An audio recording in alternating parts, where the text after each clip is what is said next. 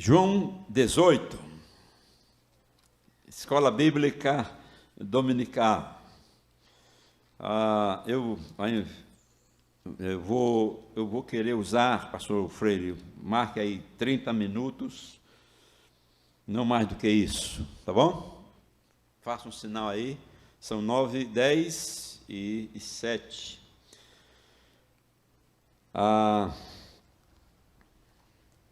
Cadê, rapaz? Onde está aqui? Sim. Paixão, aliás, prisão, julgamento,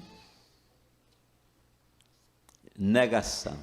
3 grandes temas de João 18. Quero agradecer à professora que nos cedeu. Na verdade, eu preferiria estar aí com os irmãos assentados ouvindo, não é?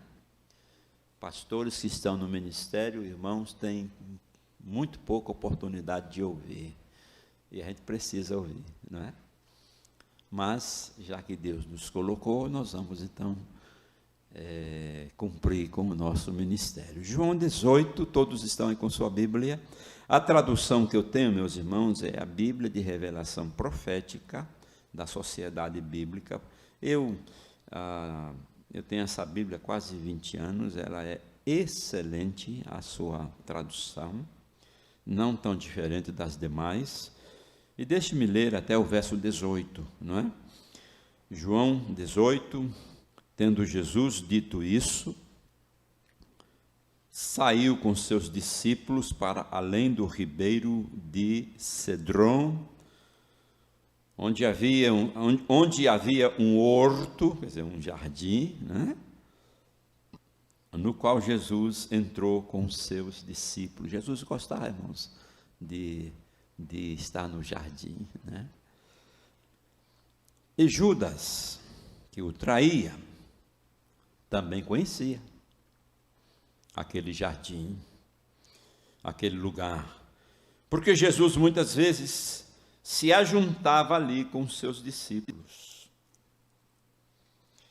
Tendo, pois, Judas recebido a corte e oficiais dos principais sacerdotes e fariseus, veio para ali com lanternas e archotes e armas, quer dizer, veio uma turma preparada para até uma rebelião.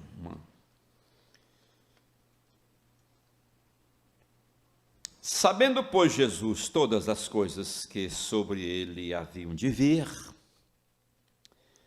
adiantou-se e disse-lhes: a quem buscais? Responderam-lhe: a Jesus, o Nazareno. Disse-lhe Jesus: sou eu. E Judas, que o traía, estava com eles. Quando, pois, Jesus lhes disse: sou eu, recuaram e caíram por terra. Tornou-lhes, pois, a perguntar: a quem buscais? E eles disseram de novo: a Jesus, o Nazareno. Jesus respondeu: já vos disse que sou eu. Se, pois, me buscais a mim, deixai ir estes, para se cumprir a palavra que tinha dito: dos que me deste, nenhum deles perdi. Então, observe Jesus aí cuidando de nós, né? Protegendo a nós, os seus discípulos. Eles não têm nada a ver com esse momento é comigo. Então, deixa eles. Então, Simão Pedro, que tinha espada, desembaiou-a e feriu o servo do sumo sacerdote, cortando-lhe a orelha direita. E o nome do servo era Malco. Mas Jesus disse a Pedro: mete a tua espada na bainha. Não beberei eu o cálice que o Pai me deu?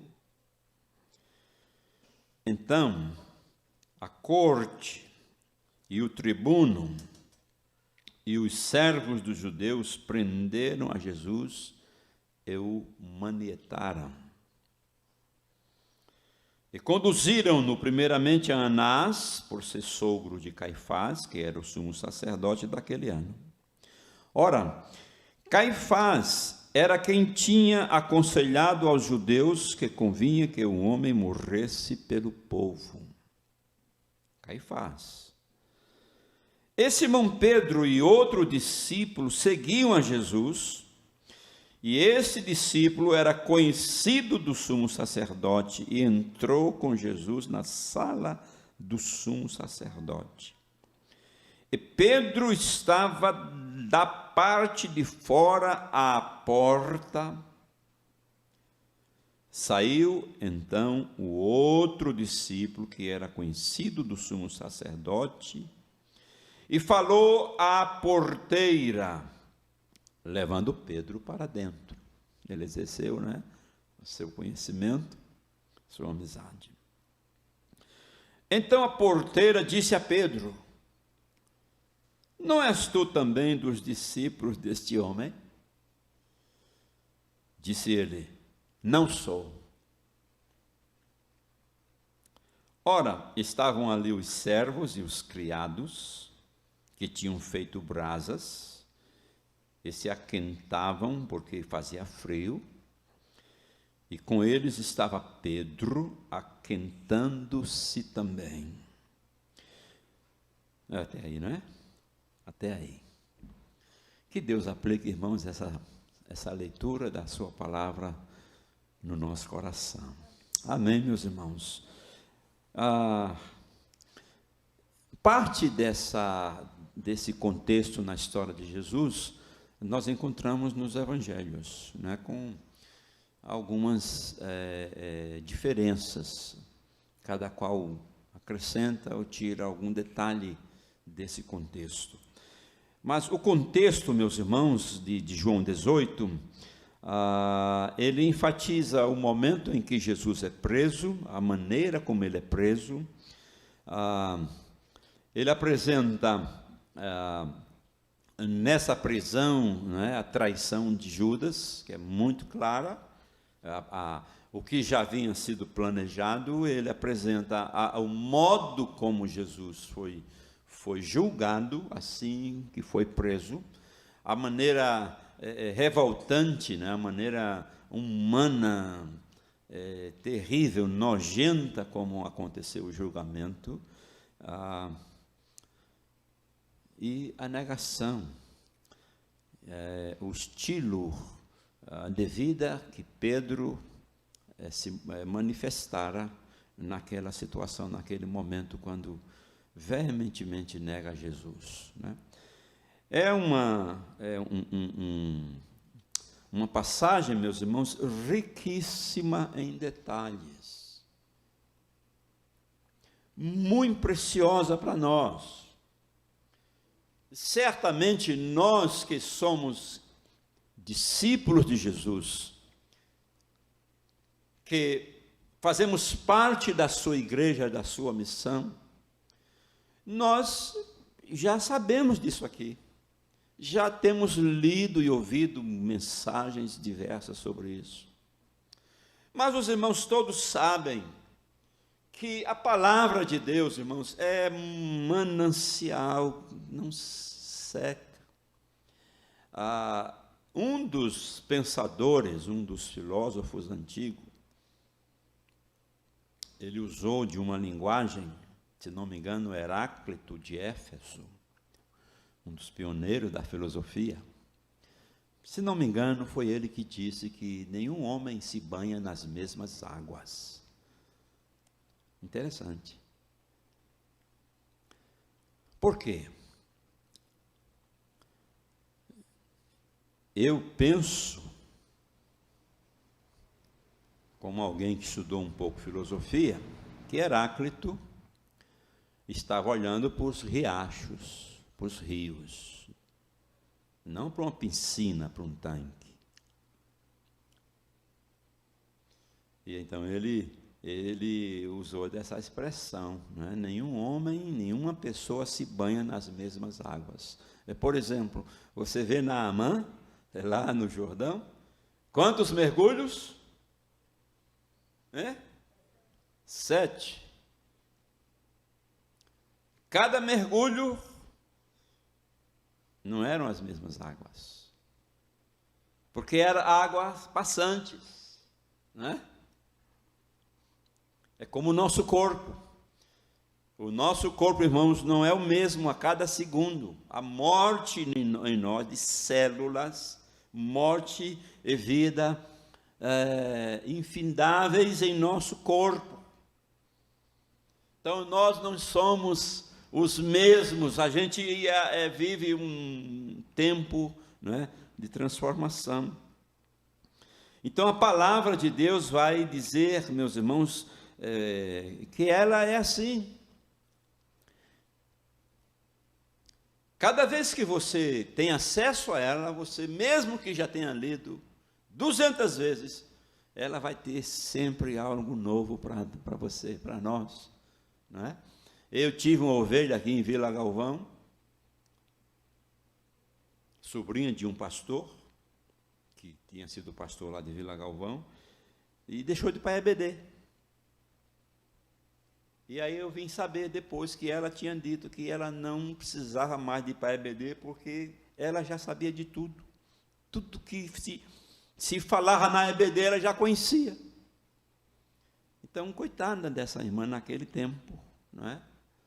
Quer dizer, se você diz que já conhece tudo de Bíblia, você não conhece nada de Bíblia, porque a Bíblia é um manancial, meus irmãos, a Bíblia se renova, né? Cada vez que você tem acesso a ela, você encontra coisas novas, sempre, sempre, sempre.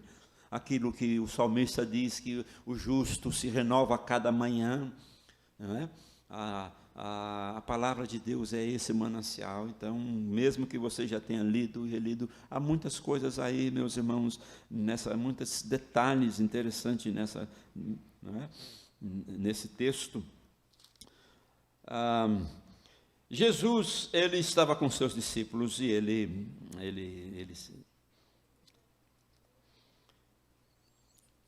aproveita a oportunidade e vai para um jardim,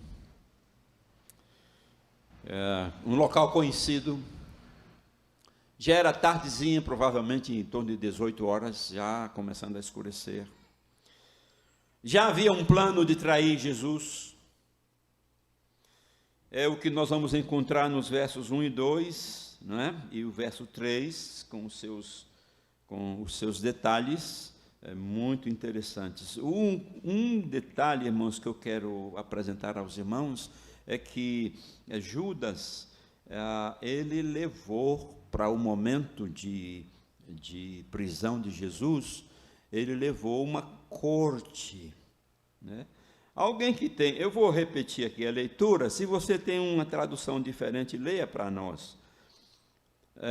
Verso 2 diz assim: Judas, que o traía, também conhecia aquele lugar. Aliás, verso 3: Tendo, pois, Judas recebido a coorte e oficiais dos principais sacerdotes e fariseus, veio para ali com lanternas e archotes e armas. Há uma tradução diferente, alguém quer ler? Leia bem alto. Só esse verso 3.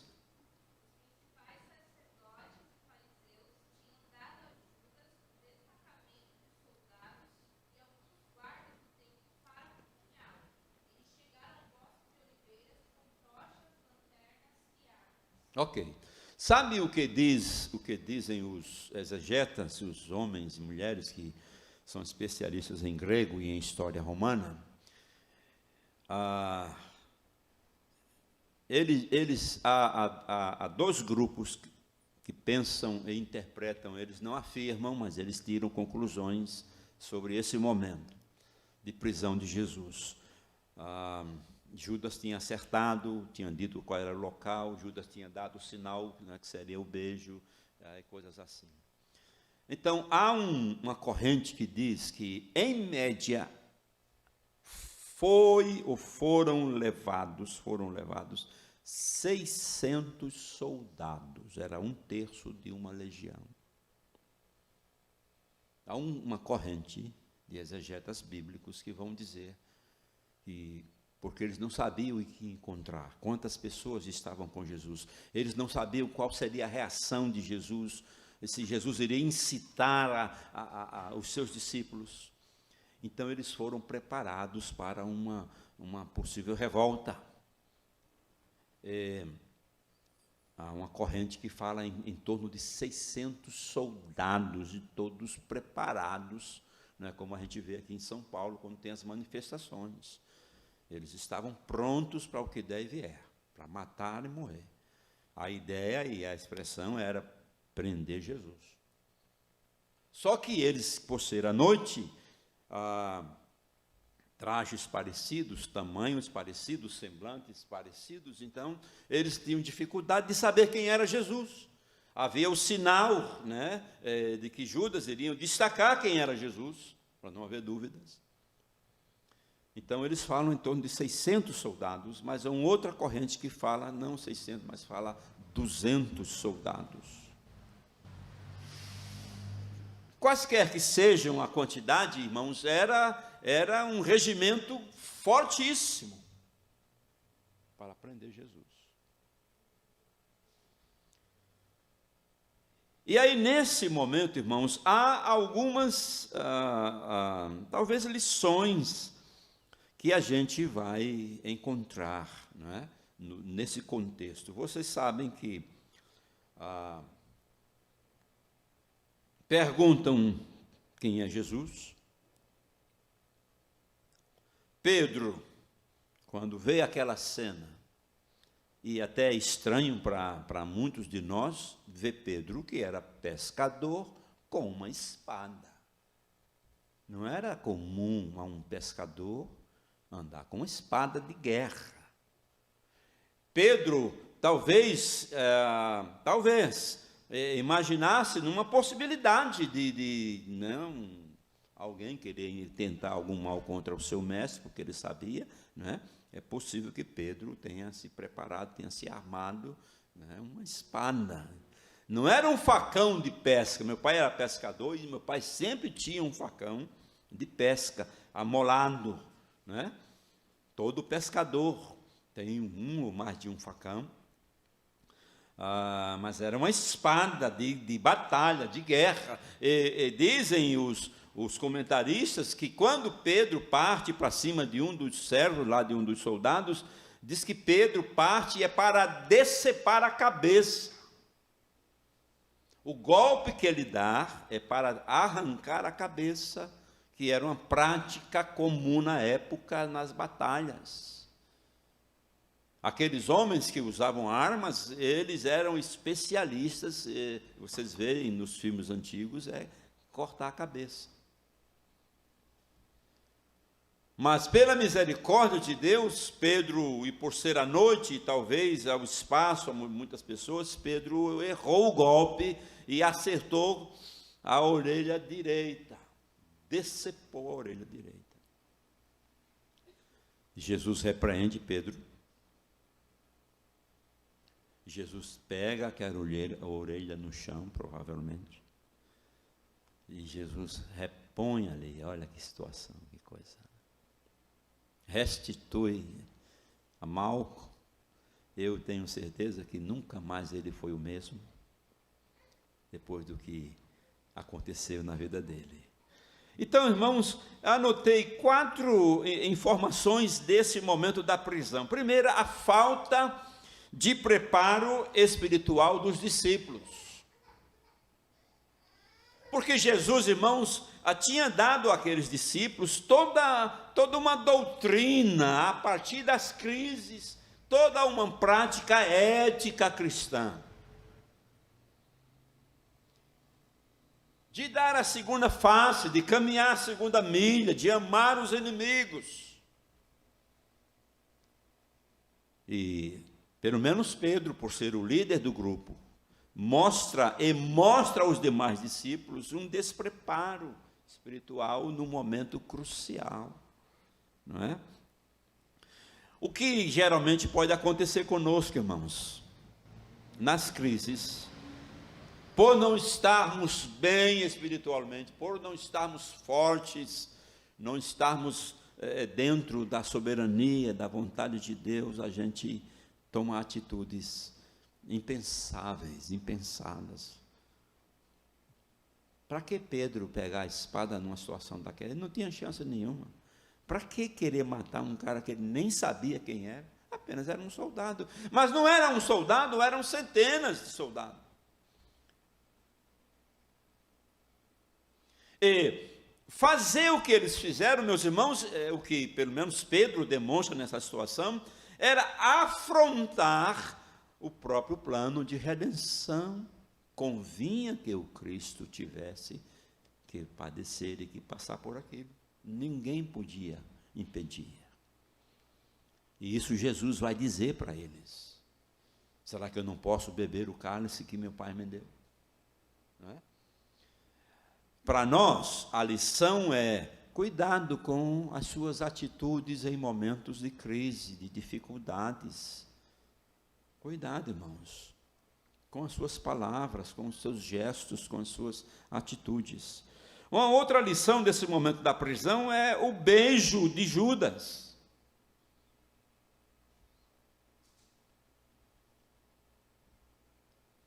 O cara imaginou tudo, o cara sagaz. Irmãos, lembra que Jesus disse uma vez a Pedro: Pedro, Satanás incutiu em você em fazer isso, mas eu não deixei, eu não permiti. Lembra quando outra vez o próprio Jesus diz a Pedro: afasta-te de mim, né? O cara que andou com Jesus, irmãos, 3 anos e meio, o cara que ouviu, que aprendeu, que viu, que fez, mas não acreditava. Ele planejou tudo, o local, a hora, o método. Irmãos, o beijo, no contexto aqui do Antigo Testamento, era um ato sublime. O beijo era um ato de respeito, de honra. Olha o que fez esse Judas na sua desgraça, né, na sua queda espiritual, na entrega à vontade de Satanás. Judas beija Jesus na face, para que os soldados, o chefe dos soldados, destacasse quem era Jesus, não é? E um outro detalhe, meus irmãos, assim, pensando, né, nessa reação de traição, né? Maneira como Judas fez, irmãos, a gente precisa ter as rédeas sob controle sobre nossa vida, nossas palavras, nossas atitudes. Não somos melhores nem piores do que Judas. Judas se permitiu ser usado pelo inimigo, se permitiu. Por descuido. Meus irmãos e minhas irmãs, cuidado com a sua vida, suas práticas. Agora, nessas lições da prisão, irmãos, quando Jesus vê aquele reboliço, um monte de soldados, tochas, né, cercando aquela área, as pessoas que estavam acompanhando, né, para ver o que ia acontecer de fato, os curiosos, E no meio daquele alvoroço, os discípulos certamente se espalharam, talvez alguns se acercaram de Jesus, talvez outros se esconderam, quem sabe. E Jesus vê aquela situação, não é? Quem é que vocês estão procurando?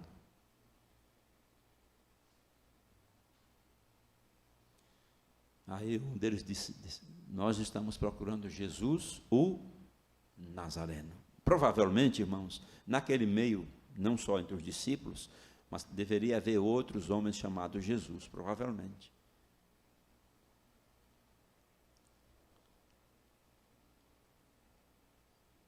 Jesus disse, sou eu.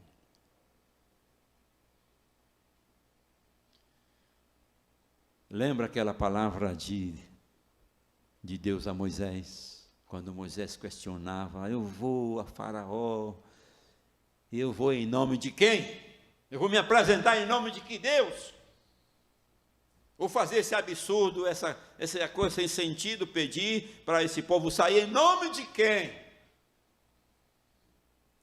Eu sou, me enviou a vós. Jesus diz, eu sou Jesus. Irmãos, o que é impressionante é que o inimigo, Satanás, treme ao ouvir o nome de Jesus. Vocês sabem disso. Todas as nossas ações e reações com o nome de Jesus nos lábios, advindo do coração, afugenta Satanás. A palavra de Deus vai dizer que quando Jesus diz, sou eu, é como, sei lá, uma força sobrenatural, todos eles caíram. Todos caíram ao ouvir o nome de Jesus. Quando ele disse, sou eu. Paulo vai dizer, todo joelho se dobrará, toda língua confessará que Jesus Cristo é o Senhor. Os cabas caíram, sem entender o que estava acontecendo. Se levantam, atônitos, e Jesus sente de novo aquele clima, ele já sabia, não é? Ele pergunta de novo, e aí, vocês estão procurando a quem? Sou eu, é Jesus, sou eu. Eita, meus irmãos, Jesus é preso, aqui está dizendo que Jesus é manietado, dizem os pensadores que amarraram Jesus com as mãos para trás. Essa questão de manietar era o que se faz hoje com a polícia, né? A polícia põe as algemas com as mãos para trás, né? Então, segundo a maioria dos pensadores, foi isso que fizeram com Jesus a princípio, manietando, quer dizer, amarraram as suas mãos para trás. E aí começa o julgamento, meus irmãos de Jesus. Na minha concepção, há duas grandes lições desse texto. Primeiro, que foi um julgamento injusto, imoral. Eu encontrei, meus irmãos, aqui de um pensador, algumas informações sobre o julgamento de Jesus, para vocês entenderem quão nojento foi aquele momento, né? Quão displicente agiu a justiça. Mas, na verdade, irmãos, que é a segunda lição para mim desse julgamento, que tem a ver com o cumprimento das Escrituras. Primeiro, irmãos, olha, o Sinédrio não deveria se reunir durante a noite, jamais isso poderia acontecer. Não era prática, não era legal, não era constitucional reunir o Sinédrio por causa de um homem para julgá-lo à noite. Todo julgamento tinha um procedimento jurídico legal naquele tempo. Havia uma legislação séria, havia um governo sério. Tudo foi descartado. Muito disso tem acontecido no nosso tempo, não é? Segunda informação para mostrar, meus irmãos, essa injustiça do julgamento de Jesus, é que a pena de morte não podia ser declarada no dia do julgamento, no mesmo dia. O indivíduo tinha de ser julgado, e aí os trâmites iriam acontecer para, em outro momento, em outro dia, uma semana, 2, 3, um mês, eles confirmarem tudo e dizer, esse cara é culpado e esse cara a decisão é de morte. Mas eles fizeram isso instantaneamente, não é? Anás e Caifás, os sumos sacerdotes, não é? Deveriam ser desqualificados como juízes, porque eles se envolveram pessoalmente. Eram questões pessoais. O juiz tem que ser neutro. Para julgar alguém, ele não pode ter qualquer vínculo, ele não pode se manifestar, ser a favor ou contra, ele apenas tem que dizer o que a justiça diz. E a Bíblia vai dizer que os dois estavam envolvidos, eles não podiam fazer parte desse momento, porque eles tinham os preconceitos, as ideias já pré-estabelecidas sobre Jesus. Outra informação, meus irmãos, é que o processo envolveu testemunhas falsas, vocês sabem disso, compradas. E ao contrário do que foi alegado no julgamento, Jesus não era culpado de blasfêmia, né?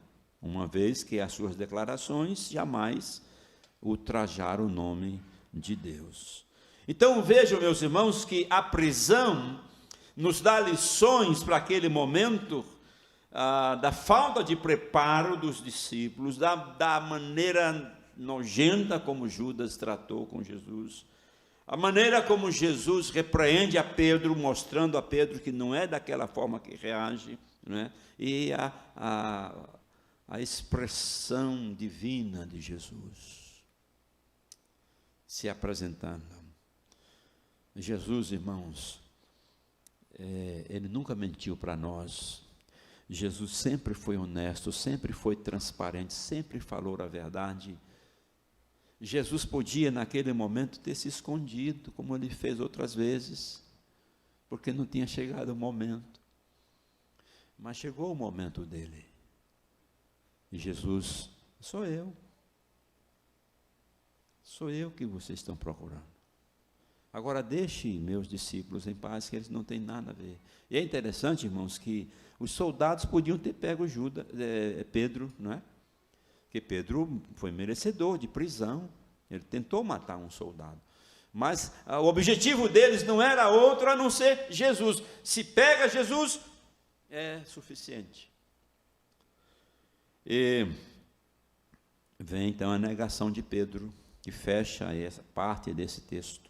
E eu concluo essa minha palavra, meus irmãos, pelo menos eu anotei aqui três informações para a gente fechar essa terceira parte da lição de hoje, não é?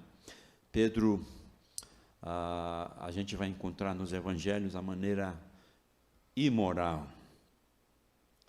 a maneira desumana, a maneira infeliz como Pedro nega Jesus. Sabe, meus irmãos,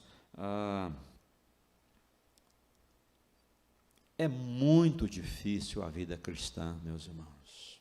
Presta atenção nisso. Jesus sempre nos disse que a vida cristã não é para qualquer um. A vida cristã é um ato de renúncia, de abnegação, de entrega, de fé, de confiança. É um ato de alguém que sabe o que quer, como diz Paulo, eu sei em quem eu tenho crido. Eu tenho dito aos irmãos que ser membro da igreja é a coisa mais fácil que tem. Agora, ser um discípulo de Jesus, não é, irmãos? Não é. Porque o mundo trabalha para desfazer, para nos derrubar.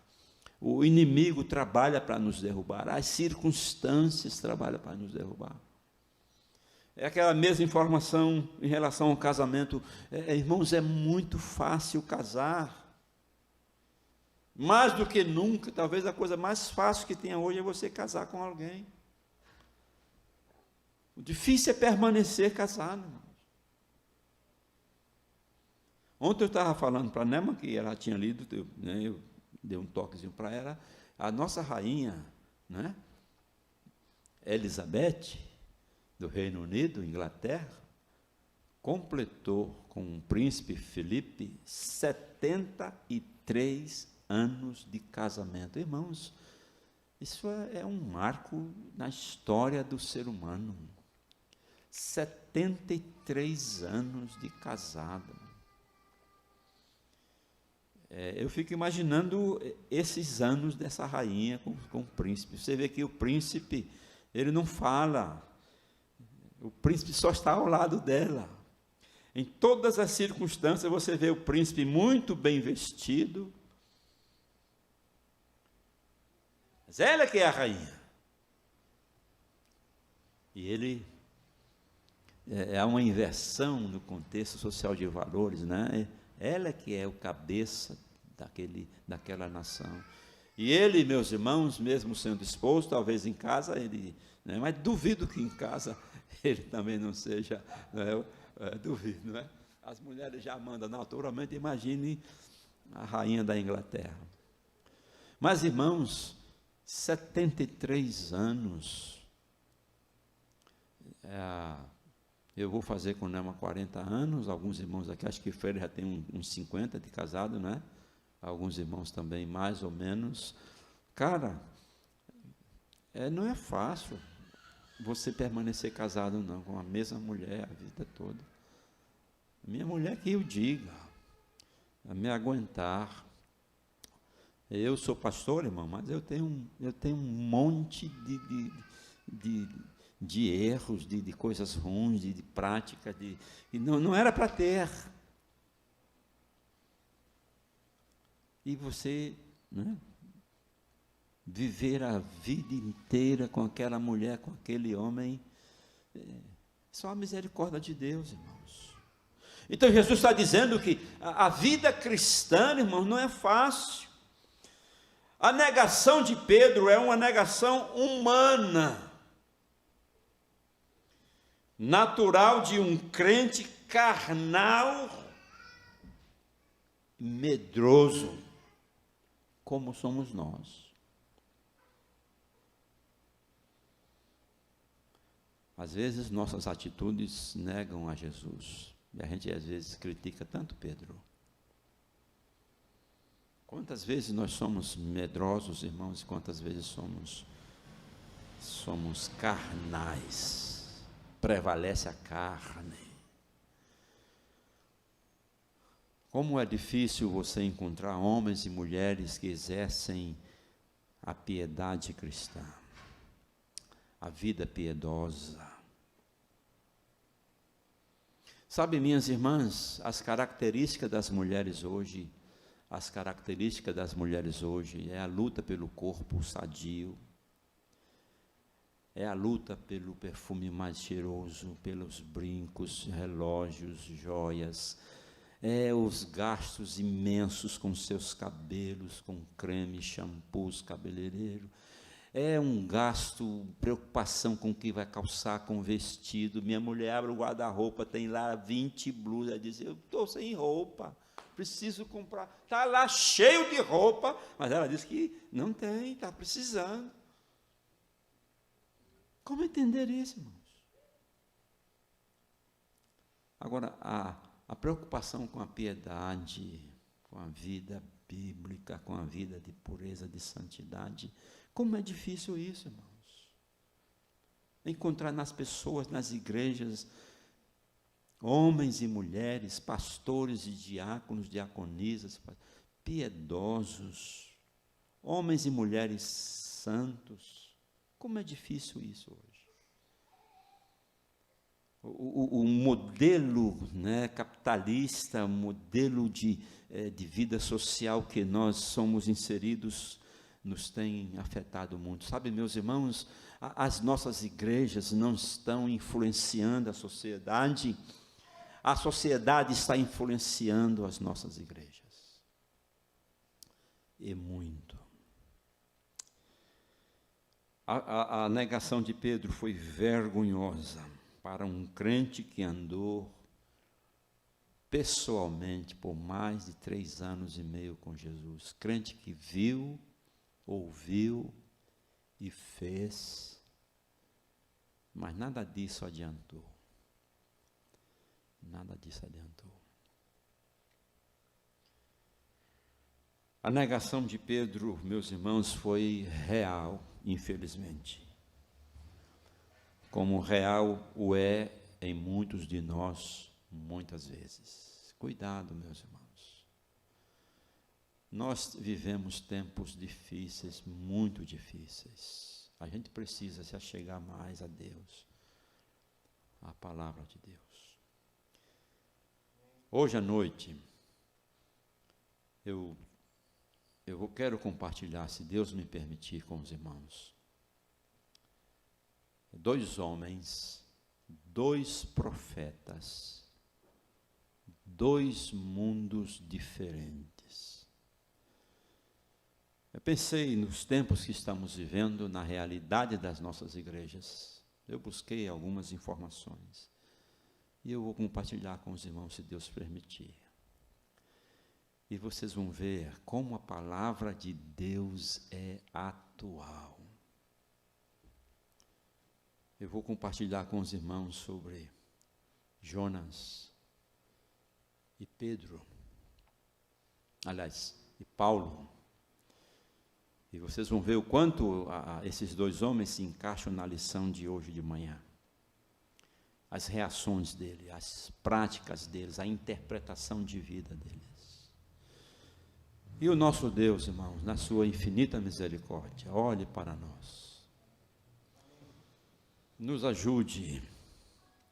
E que a gente saiba pagar o preço da vida cristã, porque ela tem um preço e não é barato. Muito obrigado, meus irmãos, pelo privilégio de estar com vocês neste dia. Muito obrigado mesmo.